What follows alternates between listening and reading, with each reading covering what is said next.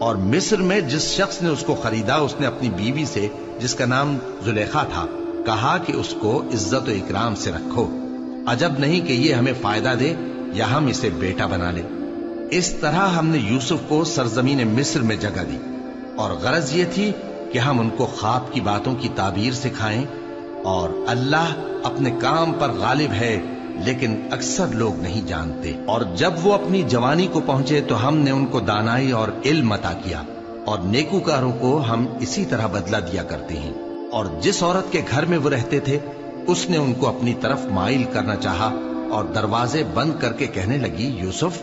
جلدی آؤ۔ انہوں نے کہا کہ اللہ پناہ میں رکھے، وہ یعنی تمہارے میاں تو میرے آقا ہیں، انہوں نے مجھے اچھی طرح سے رکھا ہے، میں ایسا ظلم نہیں کر سکتا، بے شک ظالم لوگ فلاح نہیں پائیں گے۔ اور اس عورت نے ان کا قصد کیا اور انہوں نے اس کا قصد کیا۔ اگر وہ اپنے پروردگار کی نشانی نہ دیکھتے تو جو ہوتا سو ہوتا۔ یوں اس لیے کیا گیا کہ ہم ان سے برائی اور بے حیائی کو روک دیں، بے شک وہ ہمارے چنے ہوئے بندوں میں سے تھے۔ اور دونوں دروازے کی طرف بھاگے، آگے یوسف پیچھے زلیخا، اور عورت نے ان کا کرتا پیچھے سے پکڑ کر جو کھینچا تو پھاڑ ڈالا، اور دونوں کو دروازے کے پاس عورت کا خاوند مل گیا۔ تو عورت بولی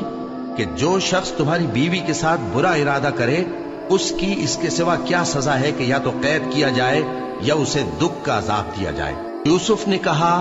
اسی نے مجھ کو اپنی طرف مائل کرنا چاہا تھا، اور اس کے خاندان میں سے ایک گواہ نے گواہی دی کہ اگر اس کا کرتا آگے سے پھٹا ہو تو یہ سچی اور یوسف جھوٹا ہے، اور اگر کرتا پیچھے سے پھٹا ہو تو یہ جھوٹی اور وہ سچا ہے۔ سو جب اس کا کرتا دیکھا تو پیچھے سے پھٹا تھا، تب اس نے زلیخا سے کہا کہ یہ تمہارا ہی فریب ہے، اور کچھ شک نہیں کہ تم عورتوں کے فریب بڑے بھاری ہوتے ہیں۔ یوسف اس بات کا خیال نہ کر، اور زلیخا تو اپنے گناہ کی بخشش مانگ، بے شک خطا تیری ہی ہے۔ اور شہر میں عورتیں گفتگویں کرنے لگیں کہ عزیز کی بیوی اپنے غلام کو اپنی طرف مائل کرنا چاہتی ہے، اور اس کی محبت اس کے دل میں گھر کر گئی ہے، ہم دیکھتی ہیں کہ وہ کھلی گمراہی میں ہے۔ پھر جب زلیخا نے ان عورتوں کی گفتگو جو حقیقت میں دیدار یوسف کے لیے ایک چال تھی سنی، تو ان کے پاس دعوت کا پیغام بھیجا، اور ان کے لیے ایک محفل مرتب کی، اور پھل تراشنے کے لیے ہر ایک کو ایک ایک چھری دی، اور یوسف سے کہا کہ ان کے سامنے آؤ۔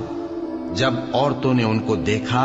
تو ان کا روب حسن ان پر ایسا چھا گیا کہ پھل تراشتے تراشتے اپنے ہاتھ کاٹ لیے، اور بے ساختہ بول اٹھیں کہ اللہ پاک ہے،